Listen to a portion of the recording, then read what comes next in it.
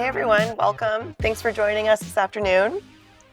So we'll introduce ourselves in a moment. The title of this session is, I think it's Beyond the Hype of NFTs, or NFTs Beyond. So it's a tall order for me and Andy here. So just to kind of orient us, we wanted to just like take a pulse of the room here and ask if you can kindly raise your hand, like, where are you in your journey? Are you here? Are you just new to NFTs? You're here to learn? Hands up. All right. Okay, cool. Who here owns an NFT? All right. Very good. Who has played a blockchain game? Who was actually trying to build a blockchain game? Or other NFT related NFT projects. Yeah. Builders. We don't know. Okay. Got like I see the heat map over here. There's a good set of builders. Well, thanks for that. So just to kick off, Andy and my name is Monica Long. We're in this industry. We don't purport to be the most experts, so we'll leave time at the end to have a conversation with you all and for you to ask questions. But my name is Monica Long. I'm the general manager of RippleX at a company called Ripple. And just a little bit about my journey into this space and also Ripple. So it started a little more than 8 years ago. I joined the company in the fall of 2013, and I did it through one of our co-founders, and at the time the CEO, a guy named Chris Larson. I had the pleasure of knowing Chris from his prior startup, Prosper. So Chris is a serial entrepreneur. This Ripple is his third fintech startup. And across his 3 startups, I would say the common thread was he, in different ways, has sought to democratize finance to make it a more fair system for the little guy. And so that's what kind of brought me in the door. And he was like electric with excitement about all of the promise that crypto would offer the world. And he said it was the most important innovation in finance in more than 50 years. So he called it the Internet of Value, drawing this parallel to what the internet did for information and communication. By kind of democratizing the rails and globally connecting us, it opened up and making it hyper efficient and cheap for us to access information and communicate all around the world. It created this whole new world of opportunities. And that's what you saw crypto and blockchain doing for value. And he intentionally talked about value because he talked about old value, like money that we use, but also new value, things like loyalty points, art, property, which has become really interesting the past couple of years as we talk about non-fungible tokens. So that's kind of the big idea that hooked me, was this opportunity to, make financial systems more open, more fair, more accessible to more people. And at Ripple, the main way that we've been applying that the past 6-7 years has been with financial institutions and cross-border payments. So we've now, using crypto and blockchain, we've processed millions of transactions, billions of dollars worth, to reduce the cost of cross-border remittances. And then in RippleX, what we've been doing the past year or so is really seeking to enable more developers to build more Internet of Value use cases. And so we do that primarily focused on the XRP ledger, which is it's a 10-year-old ledger that's never had downtime. It's really fast, low-cost fees of less than half a penny, and it's a carbon-neutral chain. So it's been really exciting to open up that world with developers. Yeah. And so I'll let Andy introduce himself, and we can talk about why Forte and Ripple are up here together. Yeah, absolutely. Thank you, Monica. So my name is Andy Yang. I'm the president and COO of a company called Forte. I'm guessing most of you may not have heard of what Forte know about Forte. So let me explain just really quickly what Forte does, and then also just talk about my own journey. So Forte is an end-to-end platform that enables game developers of any shape and size to launch their own blockchain games and optimize their own token economies. So it's things like being able to mint an NFT, embed a wallet, trade in-game items or any tokenized asset. And one of our most important philosophies is also to be cross-chain compatible. So not really rely on one chain. There have been no standards set yet, and we think it's going to evolve and change a lot over time. And the second piece of it that's really core to who we are in our ethos is making it secure and follow all sorts of regulations across multiple jurisdictions. So we just want to make sure that as our customers come on board and launch their games, that they're protected and they're doing safely and legally, and of course for their end users as well. So the platform is relatively new. We launched the company, I believe, 4 years ago or so. I just joined a month and a half ago, so I'm very new to it. So far, we're seeing a ton of momentum. We're launching a lot of games, have a lot of great, industry veterans and also, indie developers coming online. It's just something we're super excited about. But I did want to kind of pause there and talk a little bit about my own journey into the space. I would say I've been a pretty deep skeptic of Web3 and NFTs up until maybe 4 months ago. And I'm going to walk through the kind of the evolution of that. So, are there deep skeptics out there? Anyone who's entering okay, totally fair, understand. And my first exposure to an NFT was when I was chief product officer at DraftKings. So that was my prior role. And the very first thing I saw was NBA Top Shot. And it just, it started spreading around internally in all of our Slack channels. And just looking at that, I was just like, what the hell? Why are people spending so much money on a video of a LeBron when I can just go watch it on YouTube, right? That was kind of my first natural reaction to the whole thing. And we had a lot of fierce debate internally about was there something here or not? And this is nothing against Dapper Labs or Top Shot. I think they really put this whole thing on the map and have been executing extremely well. I have a deep amount of respect for the company, but it was just that was my first exposure to it. And then shortly after, I was kind of just lightly keeping track of the space, and then Bored Ape Yacht Club, CryptoPunks, that first Beeple sale that was I can't remember, $80 million, 70, 60 million dollars. And I was like, okay, hold on. Okay, video I kind of get, but a picture I can right click on and save and technically quote unquote own. So I was like, what's really going on here? And just kind of following this space. I think one thing that really forced me to take the whole space more seriously was the Axie Infinity launch. Is everybody aware of Axie Infinity? Okay, I'm just gonna assume so for a moment. And for me, what really kind of opened my eyes was, I've been a part of the games industry for most of my career, and games companies have always been kind of at the forefront of innovation, whether it's a new channel or a new business model. So social, Zynga really helped prove that Facebook could build a platform and a business. Mobile, same thing. Really led the way for the App Store with both iOS and Google, and also just proving out new business models like free to play. And we'll get back to that later in terms of kind of the similarities between that and what we're seeing today. So I really started digging into it, and there were three things that really made me an optimist. First is just the sheer amount of capital and smart people jumping into this entire space. It's incredible. Not just from the VC standpoint, and Andreessen Horowitz is also one of our investors, but how they've kind of just single-handedly kind of built up this ecosystem in such a fast way. But also just looking at all my friends in the games industry and how they've also kind of dove in it head first, and just having deep conversations with them about this. I'm like, okay, there's definitely something here, how I kind of got connected with Forte is one of my closest friends, Josh Williams, who's the CEO and founder of Forte. This will be now our third time working together in the game space. He really, there were two things he stressed to me that really stood out to me. So it's really kind of what blockchain is going to represent long term, not really what it is today. And he feels like a lot of things we're seeing in the NFT space is just kind of a prototype. It's like a first step. A very strong signal, though, just given how much activity there is and how much people are spending on it. But the first thing is there's an opportunity here to revolutionize digital ownership. And I'm going to butcher his message here, but what he said to me was, property rights and ownership were one of the most fundamental inventions that humans have ever made. Right? It really took us out of the dark ages and became the bedrock for capitalism and free markets. And with blockchain, you're taking it to the next level for digital assets, right, in a digital age. So that was one thing that really stood out to me. The second thing was economic organization. So that was also a huge innovation that humanity came up with, which is getting teams of people together, aggregating capital, and go build something. So you see that in whether it's nonprofits, private corporations, LLCs, whatever it is. That was also a fundamental change in humanity. There was, I think, this old Bill Gates quote. He said something like, if it weren't for entrepreneurship and startups, I'd be probably raiding villages, right? Recruiting people and raiding villages.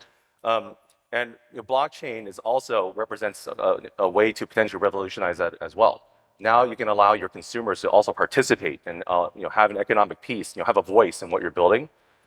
So between those things as just kind of like a transformative technology, that's really what got me like super excited about the space. And Forte, we're starting out with games because they've always been pioneers here, and they're going to lead the way. But long term, this could be so many different things, and we don't even realize what that looks like yet. And I would say finally, the one thing that also was like more of an emotional thing is, as I tell like a really funny story really quick. So I have two sons. One is 13 and one is 11. And my 13-year-old said to me like a few months ago, like, well, he asked me, hey, Dad, I noticed you use Facebook. And I was like, yeah, I use Facebook. And he's like, I thought that was just for the elderly. And he said elderly. Ouch. I know. I mean, yeah, I just died right there, just laughing, but also died a little bit inside, just realizing.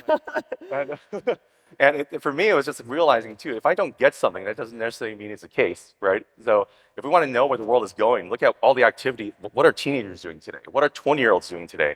And so much of that energy coming around Web3 is a younger generation, Gen Z, and it's like an unstoppable wave at that point. And me, like a 40-year-old using Facebook and Instagram, I'm not the future anymore. So I just came to that realization. That really kind of just got me over this like a more mental hump, So anyways, that's kind of my spiel on like kind of my whole journey.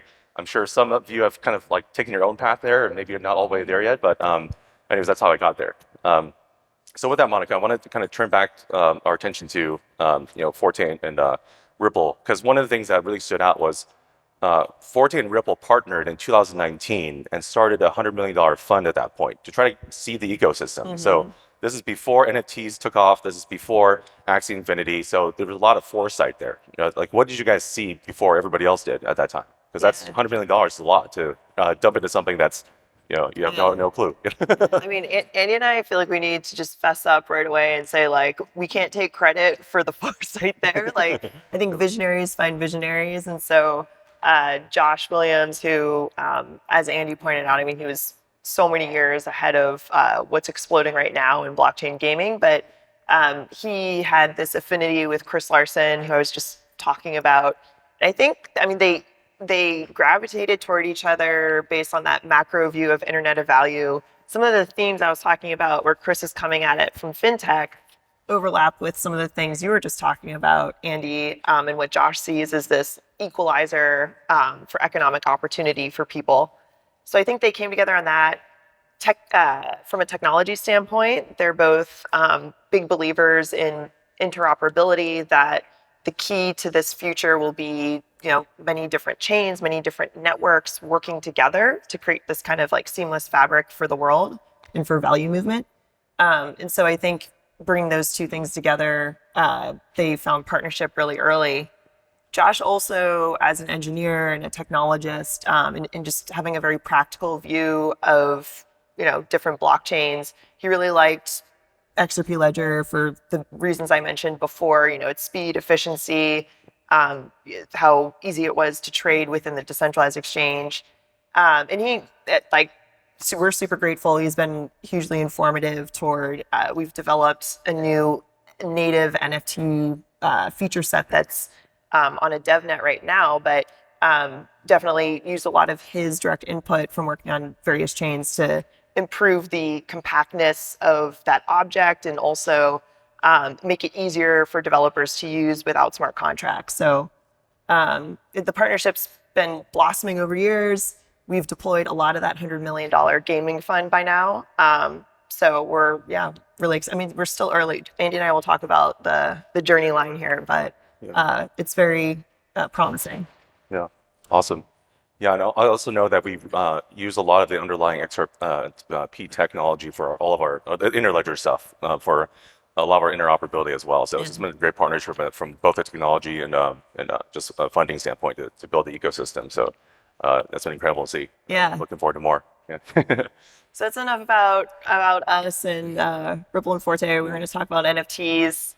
So since we have a mixed audience, we'll just start from the basics of, non-fungible token. We probably all generally know that means it represents some sort of unique thing, unique object on a blockchain. And something that Andy called out that we should maybe tease out a little more, what we both believe is that the revolutionary thing here is digital ownership. And so do you want to talk a little bit more about that and why that's important. Yeah, absolutely. I think what blockchain has really brought to the forefront is ownership that you feel like will sustain, right? So not having any of that ownership centralized in some sort of database controlled by one entity. And that's really kind of what's unlocked this whole thing is the trust that there's like this public ledger, it's immutable, like it's a permanent record somewhere. So I think that's really what got this whole party started because I mean you can technically start selling these gifts, these images or videos, as a just like a service, right? But ownership I think in that context just feels like it's amorphous, right? It's going to be at the whims of like somebody in the center. So I think that that was a lot of what kind of drove the excitement around NFTs. And it's also just kind of taking a step back and looking at what's been happening broadly, I think, in the world is what's interesting was at the time that NFTs blew up, you also saw like other things, like physical things, also explode, like baseball cards. People started like really trading hard in baseball cards. The value kept climbing. Pokemon cards. People are just kind of went into like I don't know if it's COVID, but went to like this kind of hoarding mode. I think of just like I just need to collect a lot of things. Even like you see the real estate market, and there's so many different things like that happening. So I think that there's like this whole kind of explosion of just collecting things, right, or something that feels like has sustainable value to some degree that kind of happened.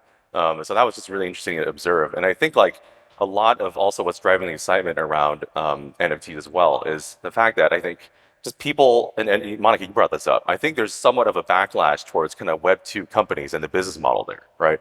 So I think people just over the last few years realize, okay, Facebook is a free product, but really the product has been our data, right? They've been selling. And I think like, especially if you're in a younger generation, and it's like, the whole concept of being on Facebook or Google or anything else can kind of feel claustrophobic. These are such large companies, they touch every day of our lives. And then you also find out that, wow, like they've been like, brokering and just transferring data around, selling it, buying it. And I think this new generation is kind of it's kind of a middle finger to, right, to all that and saying like, we want something new here. So I think there's like elements of that also happening as well. That's been driving a lot of the interest. So, I think there's like a lot of these kind of like macro forces happening. It also doesn't help that, we see these big tech companies get larger and larger.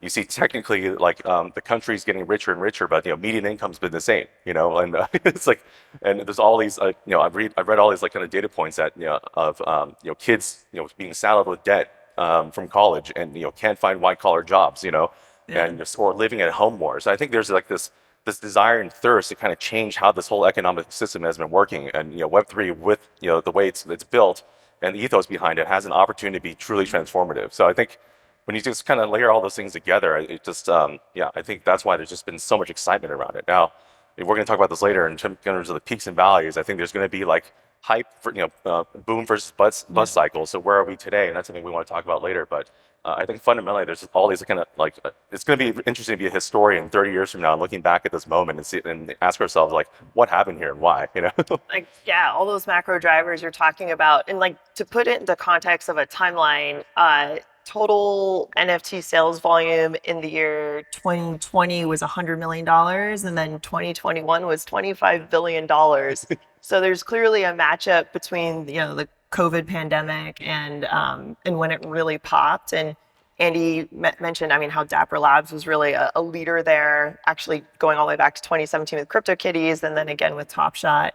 But I think like some of the other exciting things I would add to the set that you just said are art and collectibles has been the lead use case in NFTs that we've seen. That's still kind of like the majority of what's popular right now. So PFP, profile picture projects like Bored Apes and CryptoPunks.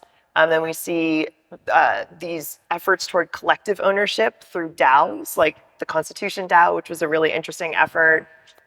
There's a new Project Party DAO out there. And I think that what people get excited about in the art space is this opportunity to create new monetization opportunities for artists. Absolutely. So a really awesome feature built into NFTs is royalties, where an artist typically wouldn't get a royalty from the secondary sale. Now that's automated for them. So cutting out this theme of like blockchain and crypto being able to strip away intermediaries who are the rent takers and the friction makers, and give more of that back to like a direct connection between artists and creators and their direct communities. And I would also say, like, on the topic of community, we kind of were talking about this last night, but I think there's a really powerful community element with all of these successful NFT projects so far, right? Part of it's like pride of identity, or they say the flex, being able to show that like you're directly supporting a specific creator or their project. You also had some interesting points about like the macro forces around identity and culture the past, call it 5 years, or whatever. Yeah, absolutely. I think, I mean, you just see so much passion in these communities, right? Mm-hmm. It's like this, almost like this fierce loyalty. Once you're part of Bake and you're being followed by the Bake community, it's just like so strong. There's like this really. I think some of it's driven by some of the things I mentioned. And I think like it just feels like, hey, you're part of something. There's like a revolution happening, and I think. I hate to bring this back to politics, but there is like you see also this trend in politics, how much it's become so strong in our identity. Because if I even just think back to like 2015, like I'm just kind of a natural history and politics junkie, and pretty much nobody around me was talking about politics much, right? And then something happened in 2016-ish that just kind of like drove everybody towards like being so passionate at it, and you see it as like part of such a strong part of people's identity now these days, and it's getting more extreme. You have like on the one end, there's like the squad, and on the other end, you have like MAGA and QAnon and all that stuff, and you're seeing these micro communities pop up. Yeah. So I think like some of it is also that, I think people are looking for like a sense of identity and something that really excites them that is beyond kind of what people have been used to over decades. And also I would say like there's other interesting stat too that I saw a few weeks ago. I think 2021 was the first time that less than 50% of Americans identify with any sort of church. So whether it's like going to church, going to synagogue or mosque, and so I think people are kind of branching out on their own now, and you're just seeing all these subcultures, these microcultures pop up, and just being more and more passionate about it. And I think in some ways it's so interesting too. So I think that's also, I think there are other kind of societal things that are driving that passion, along with just being so excited about this new model and the revenue it generates. So that was just like a random thought I had. No, totally. I mean, definitely, like we see that in crypto, like the strong, intense passion and like the tribes within crypto.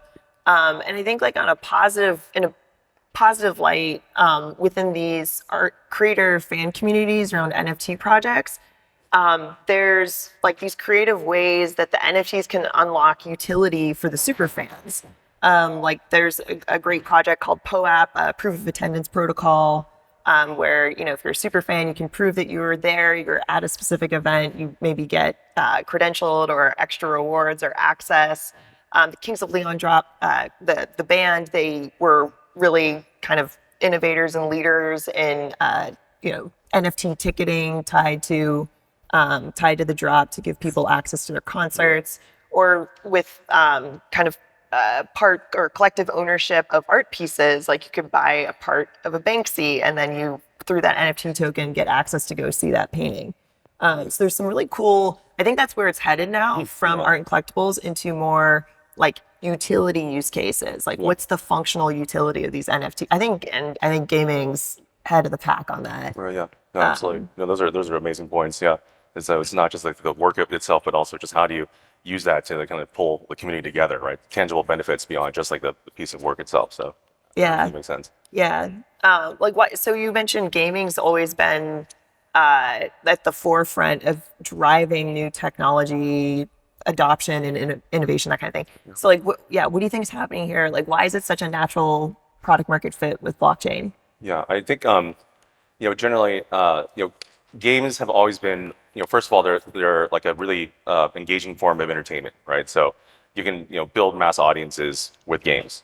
So that helps, right? It's not like we're trying to sell insurance or something like that. So you get a mass you can make it a mass audience. And it's content that people are willing to pay money for. If you look at kind of the history of games, it used to be spend $60 for a game and that was it, right? And then it evolved to like subscription models via the World of Warcraft or games as a service. And then what we see now is like kind of a hybrid. You see free-to-play mechanics, or you see like traditional console games like Madden, where you buy the game itself, and then there's additional microtransactions beyond that. So it's always been just like game developers have always kind of been pioneers and just risk takers. They're smart, They like to look at these new models. They like to be disruptive too. So I think that's why games have always been kind of front and center with all these different shifts in mobile and free to play and any sort of new platform. So it's just like the extreme interest from the community and just a creativity and passion too to be able to experiment. So I think that's why games have always been right there. Games too, isn't that like the first, or at least one of the first places we saw digital tokens, digital currencies, digital goods? Yeah. I mean, going all the way back to Second Life. So again, like really early. I mean, we'd be remiss not to say there's been backlash in the gaming community against play to earn and against blockchain. What's going on with that? Yeah, absolutely. So I see a lot of parallels between what is happening now with free-to-play mechanics back in like the mid-2000s. So really, it was like South Korea did a lot of innovation there, right? Kind of proved the model out in the market. And I still remember like when it first got introduced as a concept here in the U.S., there was a lot of backlash or a lot of hesitation from the traditional games industry to adopt it. Even like at the time, the company that Josh and I were at was trying to build a platform for free-to-play social games. And a lot of traditional publishers too, like the EAs of the world, kind of turn their nose up at it. These aren't real games. Our players are never going to want to spend money to get like and some of the mechanics earlier on were really actually terrible. It was like a pay to win model where you basically had to spend money just to win. And then I think over time we kind of eased into it. I think League of Legends did a tremendous job, building adoption or just, building legitimacy by focusing only on vanity stuff, right? So personalize your characters without getting an edge. I think that was a huge one, especially just given like Riot's like credibility like in games. And then of course that led to Fortnite and because at first I think some of the response from the games industry was, who's going to spend money like personalizing their character, But now it's just, it's become a standard thing. So it took some time, and I would say it took like mid 2000s till now. But pretty much every game you play has some element of all that stuff, right? Personalization, all this. But it took a long time. And I think what we're seeing right now, like there is like we're seeing a lot of backlash from gamers with this whole pay to earn, whatever you want to call it model. And I think a lot of it's for good reason. I think, gamers are incredibly intelligent people. They're also very skeptical, and they want authenticity, right? And so you're already seeing enough like shady stuff happening with NFTs and everywhere else. So I can understand, like, just from a gamer standpoint, why you'd be skeptical, But I think that's all going to change. And on the flip side, what we're seeing that's very different this time around is almost every major game developer or publisher we're talking to is like either investigating this whole model or is already putting work into it. So, and I think some of what's driving that too is they probably felt like they missed the boat on like mobile and free to play, or they waited too long, and this time they want to like be right there and not feel any sort of FOMO about it. So I think you're seeing that dynamic where like the companies want to push forward, but the players aren't necessarily ready yet, because and I do think it's going to take some time. I think you're going to see a bunch of games launch over the next like 12, 24 months, and a lot of them are going to piss off players, or they're not going to work, quite frankly. And then coming out of that, after we kind of get through the hype cycle to the valley of disillusionment, then after that, we're going to build some amazing new genres of content. We're going to prove these really interesting models that really work for everybody. So that's what it feels like. I can't predict like when that valley of disillusionment is going to happen or how deep it will be, but it just feels like it's based on all the trends you're seeing, and that is going to happen at some point. But I think what it's going to come out of it is like years from now, this will be a new model. Gamers will love it. It's just going to take time for us to figure it out. So that's kind of my opinion on it. And just to like quickly tag that to like NFTs more broadly, I think we would agree like we're really early. Like you think about that whole adoption curve and the early adoption and the valley of despair, the slope of enlightenment. Like we're really early, and just to put that into like a timeline perspective, think of so ARPANET was invented in 1969. The World Wide Web is generally thought of as coming into being as like 1990. That's when we started to see web browsers, like consumer interaction points. And it wasn't until 2016 that the top companies in the world were like Apple, Tencent, tech internet companies. So it's like a 50-year period for the internet to reach the place at which it's kind of like dominating industry. Bitcoin launched in 2009, CryptoKitties was 2017. So like you look at the lifespan of NFT, and we just mentioned, the past year, 2 years has really been when NFTs have popped so far. So we're really early, and like that macro curve, there's going to be all these like smaller cycles of up and down volatility. So so it's still really early to find like true sustainable product market fit. On that, with games, we've talked a little bit about Axie earlier. So super popular, very hyped, like got a lot of attention. So what's going on with that game now, or what is working, what is not working with token economies and games? Right. Yeah. Yeah. I mean, Axie's the big example, and you've seen like over time, the value of their token activity engagement has like fallen off, dramatically. And I think the Axie team, is going to figure it out over time.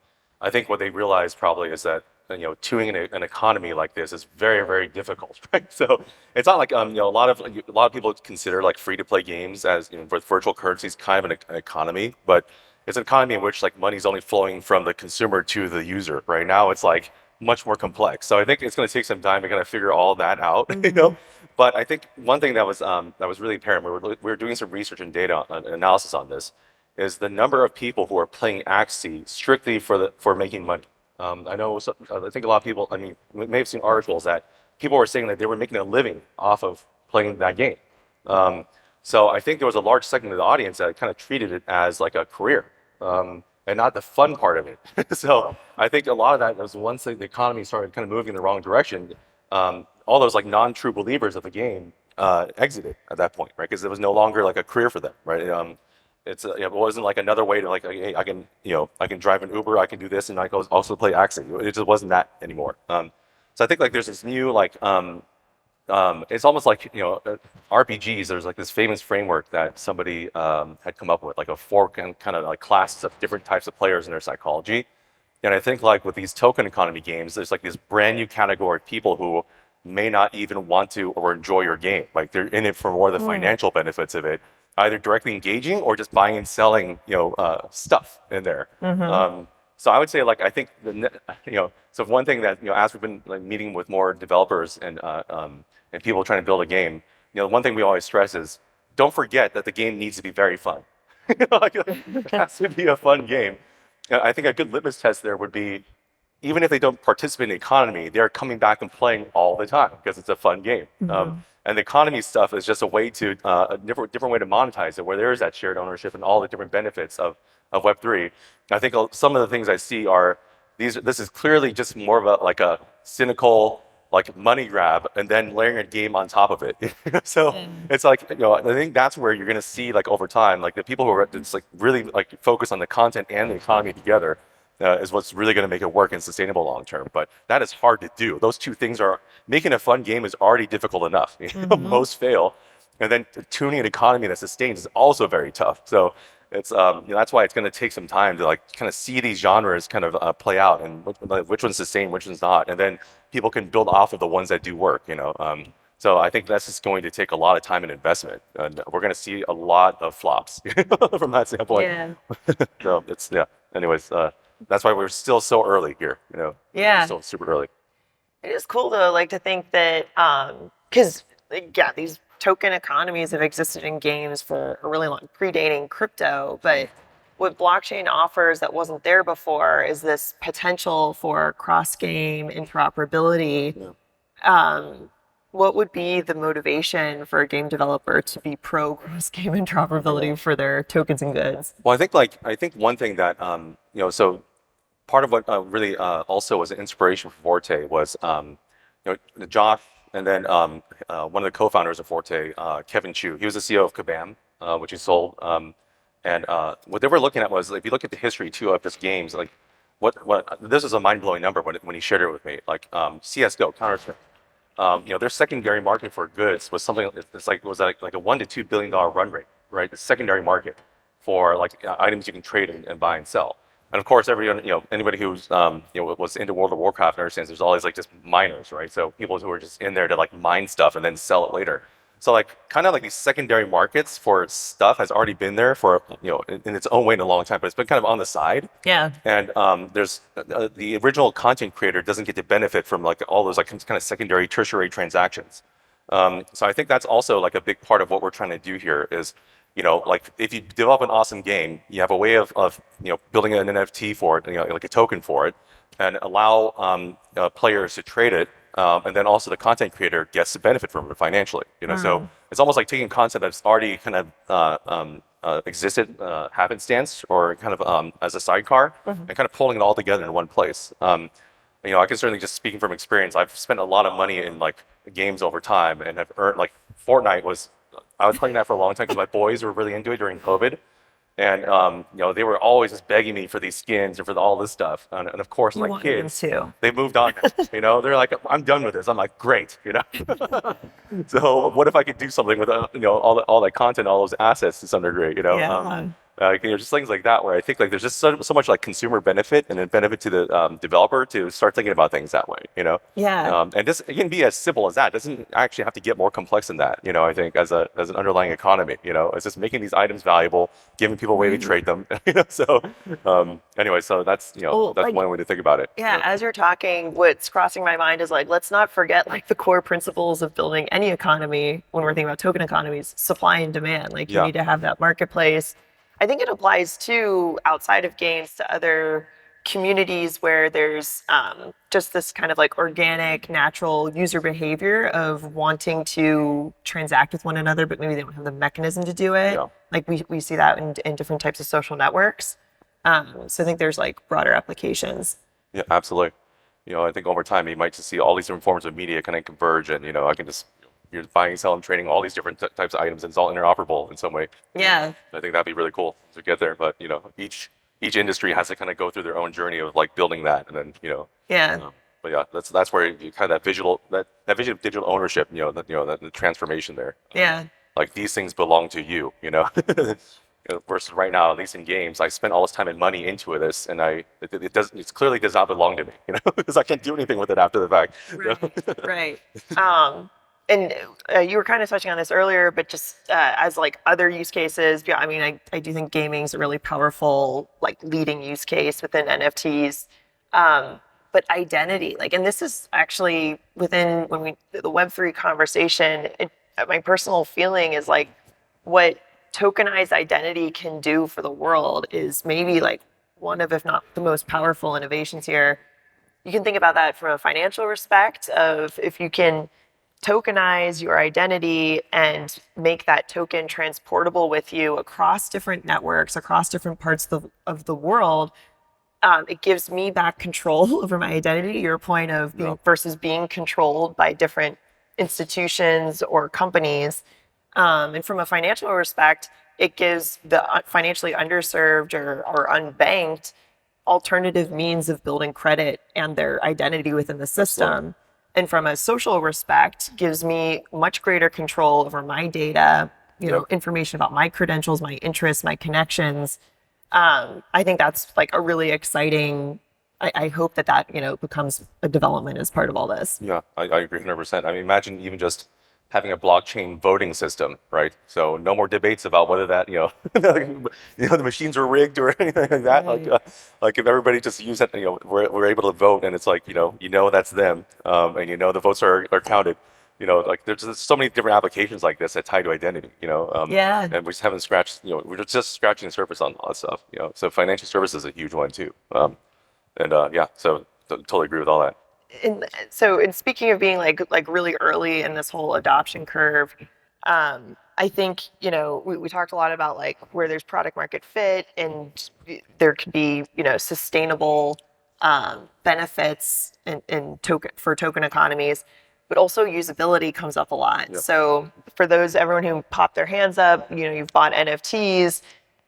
I'm just going to put myself out there. I'll be vulnerable to you. Like, I find it a difficult experience. I've been in crypto for like 8 years, but there's a lot of steps to go through and a lot of education. Like you even just, you have to be at least proficient, if not fluent in like crypto lingo to kind of get through the steps of setting up your wallet and your account and transacting in this world. And the experience for Web3 is, there's a real commitment to trustlessness and self-custody, but then the user experience for more of a mainstream audience is more difficult. So yeah, how do you see that sorting out? Yeah, I mean that one. Well, I don't have a good answer for that right now. I think we're seeing it become more everything like more become more mainstream. But I think if it's really going to be like mainstream, all those usability issues have to at some point at least. I mean, or perhaps this comes down to kind of like your choice in terms of like how safe or secure do you want this thing to be, right? Because there's like the MetaMask type wallets and the custodial versus non-custodial wallets. Yeah. I think for like anybody like my parents who ever wants to like engage in this, that's just not going to be like like a possibility for them to figure out, and they probably don't even like care that much. They put a lot of trust in kind of central organization. So I think a lot of the work that's being done in the market is to try to make it as seamless as possible, as easy as possible. But then in some cases like that, when you do make it easy, then you lose some of that security, right, and the safety there. So Yeah. I think it's going to be like some sort of spectrum here, but I don't think it's binary. I don't think it has to be one way or it has to be other. There's a spectrum, and as long as the consumer is aware of the trade-offs involved, along the spectrum, then I think we'll get there. But yeah, I would love for it to be as easy as in-app purchase. This is the way I think about it. Oh. One click and just Yeah. And that's where, Web 2 really thrived on creating awesome user experiences and like really great design that brought a lot of people into tech. So maybe that's where this is going, is you'll start to see the Web 2 technologists building a Web 3, and it'll be, like you said, a spectrum Yeah. spectrum of choice.